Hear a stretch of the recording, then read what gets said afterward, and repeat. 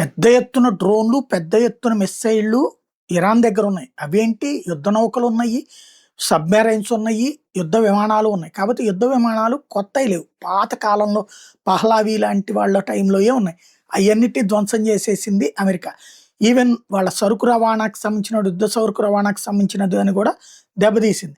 అలాగే యుద్ధ నౌకల్ని దెబ్బతీసింది. సబ్‌మెరైన్స్‌ని దెబ్బతీసింది.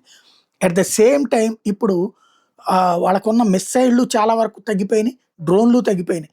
అక్కడక్కడ ఉన్నటువంటి డ్రోన్స్‌ని జాగ్రత్తగా వాడుతున్నారు ఇప్పుడు. ఇప్పుడు చైనా 1000 కామికాజీ డ్రోన్స్‌ని సప్లై చేస్తుంది త్రూ పాకిస్తాన్ ద్వారా బై రోడ్ అన్నటువంటి విషయాన్ని తాజాగా అమెరికా అనుమానిస్తోంది. ఇజ్రాయెల్ అనుమానిస్తోంది. ఏదైతే ఆయిల్ ఫర్ ఆర్మ్స్ డీల్ ఇందులో భాగంగా ఇరాన్‌కి వీళ్ళు ఆయుధాలిస్తారు.